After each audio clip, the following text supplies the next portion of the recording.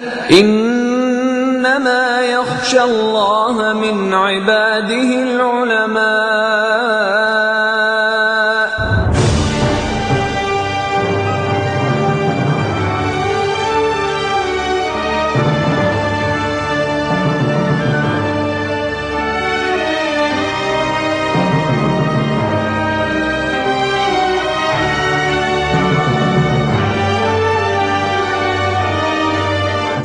Bismillah ar-Rahman ar-Rahim. Allama Syed Muhammad Hussain Tabatabai, the author of Tafsir al-Mizan. His father Syed Muhammad Qadi Tabatabai. His grandfather was among the students and associates of Ayatullah Shaykh Muhammad Hassan Najafi, the author of Jawahir al-Kalam. He wrote his letters and notes. He was a mujtahid, qualified in many sciences including Raml and Jafr.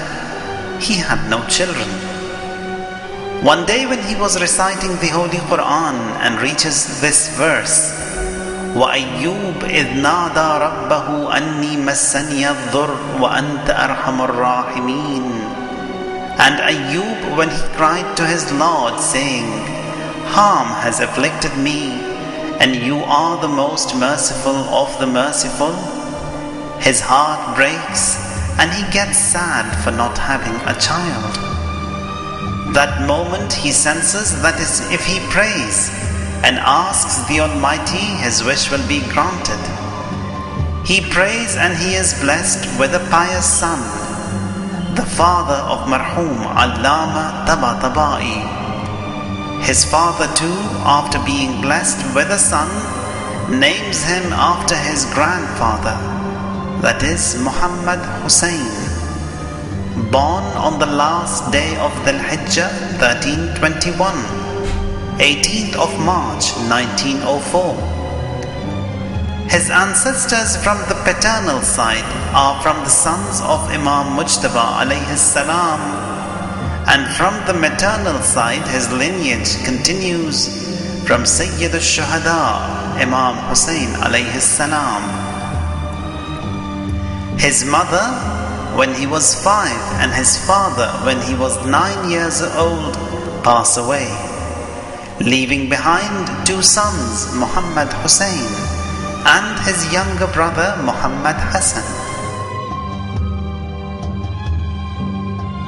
From 1911 to 1917, after learning Quran, he studies Gulistan and Bustan al-Sa'di and learnt calligraphy. He started his religious education in 1918 at the age of 14. He studied in Madrasa Talibiyya in Tabriz for 7 years. He then moved to Najaf with his brother and stayed there for 10 years. His teachers in mathematics, Aqa Sayyid Abul Qasim Khansari, in fiqh and in usul, Ayatullah Naini and Ayatullah Isfahani, in philosophy, Ayatullah Sayyid Muhammad Hussain Batkubi, in akhlaq, irfan and in hadith, Ayatullah Sayyid Ali Qadi Tabatabai. Allama Tabatabai says, after arriving at Najaf and foreseeing the tough path ahead, I sought help from Amir al-Mu'mineen alayhi salam, and not long after my tawassul and seeking help from him, Ayatullah Qadi Tabatabai came to me and said, you had a request from Imam Ali alayhi salam. He has sent me to you. From now we will have 2 sessions, 2 lessons a week. In that very meeting he said, اخلاصت را بیشتر کن و برای خدا درس بخوان، زبانت را هم بیشتر مراقبت نما. Increase your sincerity and study for God. Control your tongue a lot. His services and his source of income. Due to financial crisis and funds not being received from his ancestral farms, he was bound to return to Iran. He stayed in his village Shadabad and occupied in farming. His son Sayyid Mahdi Abdul Baqi Tabatabai says, "My father worked very hard all day in the fields. He worked all year round.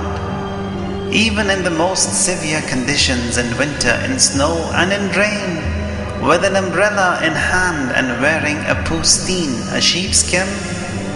For him, working in extreme weathers was normal. It took him 10 years of painstaking hard work after his return from Najaf to fix the land, its irrigation, vegetation, crops, etc." His son says, "My father was a skilled shooter. He had a wonderful aim, and he was a skilled jockey, a calligrapher, an artist, a poet, and was second to none in these skills in Tabriz. He was an expert in agriculture and architecture. He was the architect and the builder of the Hujjat Mosque in Qom. No wonder he was named an Allama." Allama Tabatabai moved to Qom in 1946. His son says, "Initially we stayed at our relatives, and later my dad rented a room that was divided into two with a curtain." Allama Tabatabai was also a talented poet. He composed his poetry mainly in Persian, but occasionally in Arabic as well. Allama Tabatabai was known as Qadi, as he was from the Sadat, the descendants of Tabatabai, and as mark of respect to his Ustad, Ayatullah al-Uzma Sayyid Ali Qadi Tabatabai, he preferred not to be known by that name. The noble Allama Syed Muhammad Hussain Tabatabai always talked about Abad, eternity, and he, by submitting to the Almighty Allah, the Eternal, remained forever. Allama's daughter says, "One day my father says to my mother, 'Tabriz is no place for me to continue my studies. To benefit from the mentors and further continue with my studies, I must move to Najaf.' But he was short of funds. My mother sees that my father is upset. She sells her personal effects that she was given by her parents and avails the funds. My father hands over the charge of his farms and sets off for Najaf to continue and complete their studies." The two brothers were not alone anymore. Both had got married.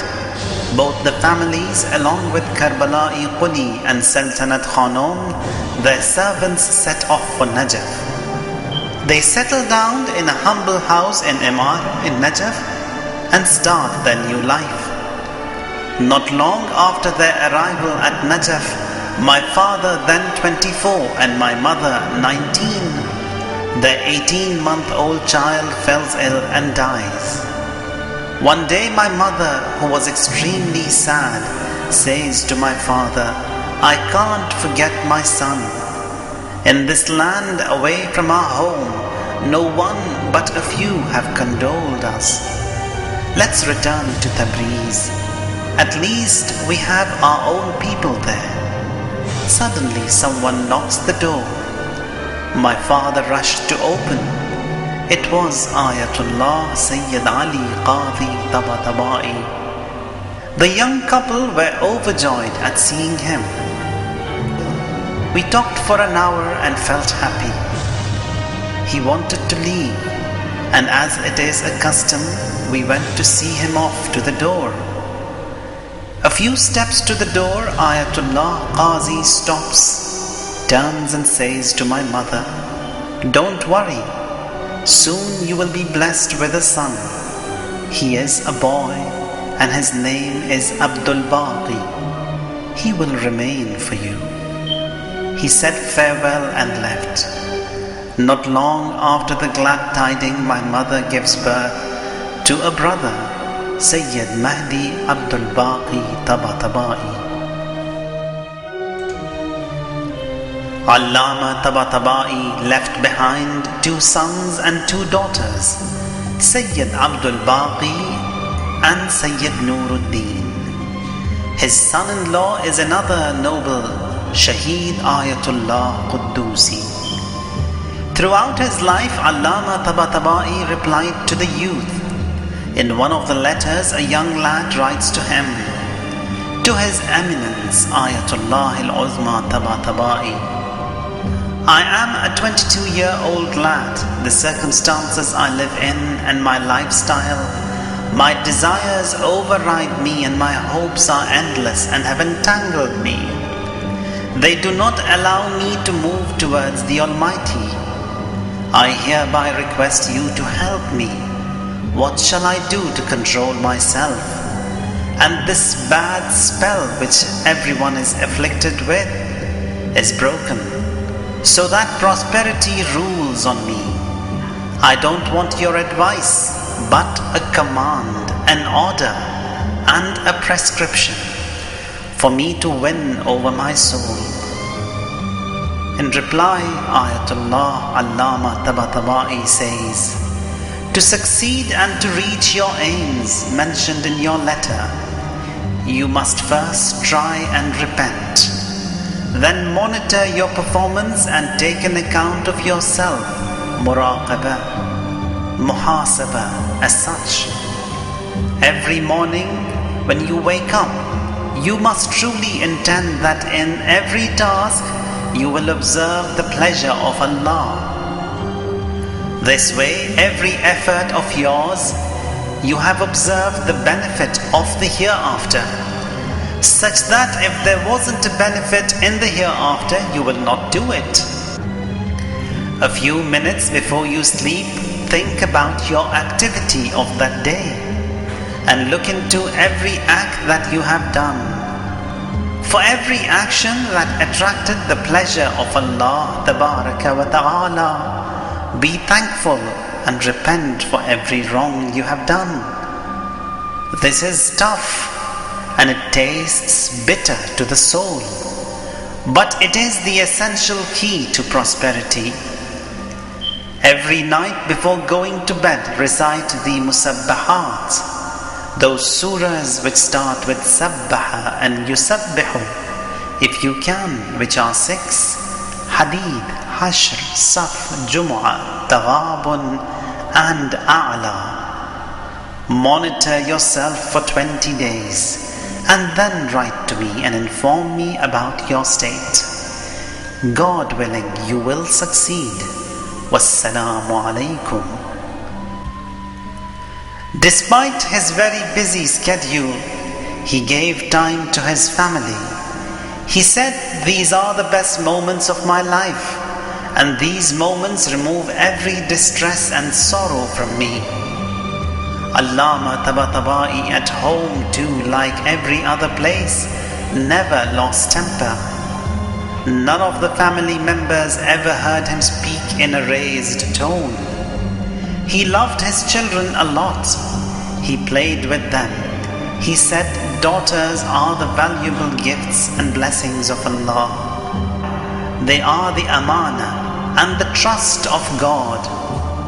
The more you respect them, the more will the Almighty Allah and His Prophet be pleased with you. He spoke to them with love and respect, so that they become better mothers and wives in the future.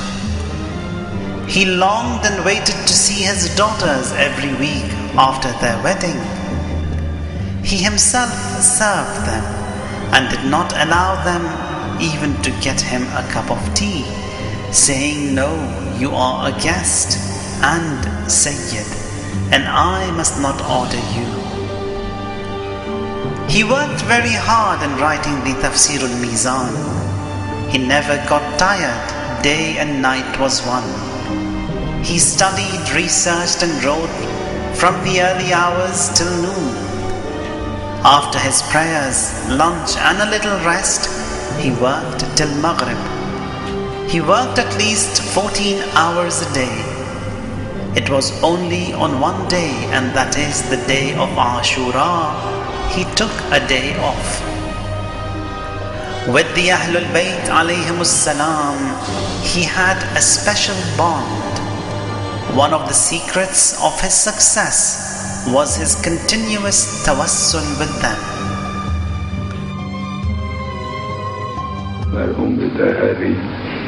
عرض کنم که یک هوش فوق‌العاده‌ای داشت و حرف ازش ضایع نمی‌شد. حرفی که میگفتیم میگرفت و به مغزش میرسید. این حالات ایشون بود. عبارتش عبارت خوبی نیست، لکن جریان اینجوره. بنده وقتی که ایشون به درد میبودن حالت رقص پیدا میکردم از شوق و شعف. به جهت میکردم میدونه هرچه بگه از هدر نمیره. His demise, his son Syed Abdul Baqi says, 7-8 days prior to his demise, he never replied to anyone. Under his lips he constantly uttered La ilaha illallah. His last days and moments were like those of his Ustad Ayatullah Qadi Tabatabai. He recited this poem and cried for an hour. Karavan raft wa dar khab و biyaban dar pish ki ravi ze ke pursi che koni chun bashi. The caravan has gone and you in slumber and wilderness ahead. When will you depart? Who will you ask the way from? What will you do there? In those days when he was asked, in what rank are you in now, he replied, Maqam takallum, the rank of those who speak. When asked with who, he said, Ba haq, with him the right, the haq. Hujjatul Islam Marandi says, a month before his demise, I went to visit him in the hospital. That day no one had come to visit him. I stood by the door for a while. It was after many days he had opened his eyes. He looked at me, as he was very much acquainted with Diwan Hafiz, the poems of Hafiz. I said to him, any of Hafiz's poems do you fancy? He said, Salah kar kuja wa mane kharab kuja. Where me and where the outcome of the performance. Rest you continue. I then continued, Bebin tafawut rah as kujast ta be kuja. Look, the difference is from where and to where. He replied, ta be kuja, closed his eyes and did not say anything. Allama was ill. He hadn't opened his eyes for a few days. One of his students looked at him and cried loud. Allama opened his eyes, smiled at him. The student quickly wiped his tears. Says to the Ustad, I wish you told me how to have my heart present in prayers.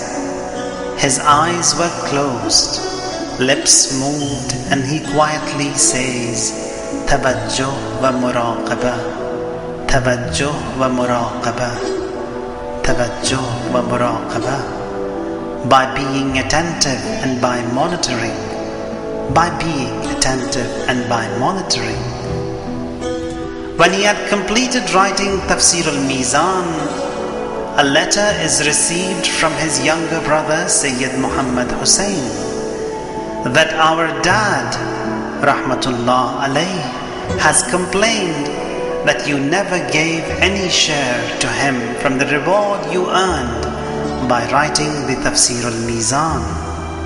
He was amazed, as this was his niyyah, his intention between him and his Lord, and no one else was aware. He then says, God, if this tafsir is accepted by you, and if there was any reward for it, all of it be given to my parents.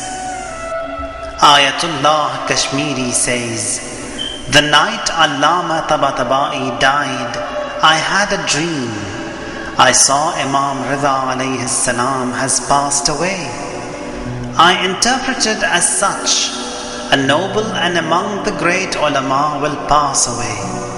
I was informed of the demise of Ayatullah Allama Tabatabai. This noble servant of Allah and another son of the skies of Irfan and spirituality sets on Sunday morning, 18th of Muharram, 1402, 15th November 1981. Imam Khomeini, in a message on his demise, said, I extend my condolences and regrets on this loss, that is, to the Hawzas and to the Muslims on the passing away of Marhum Allama Tabatabai. And to you, the people of Iran, and in particular the Hawzas, I condole. His funeral prayers were led by Ayatullah al-Uzma, Syed Muhammad Rida Gulpaigani, and he was laid to rest in the sacred shrine of Hazrat Ma'asuma on the 16th of November 1981. وَسَلَامٌ عَلَيْهِ يَوْمَ وُلِدَ وَيَوْمَ يَمُوتُ وَيَوْمَ يُبْعَثُ حَيًّا. And salam be on him on the day he was born, and on the day he dies, and on the day he is raised to life. وَسُبْحَانَ رَبِّكَ رَبِّ الْعِزَّةِ عَمَّا يَصِفُونَ وَسَلَامٌ عَلَى الْمُرْسَلِينَ وَالْحَمْدُ لِلَّهِ رَبِّ الْعَالَمِينَ.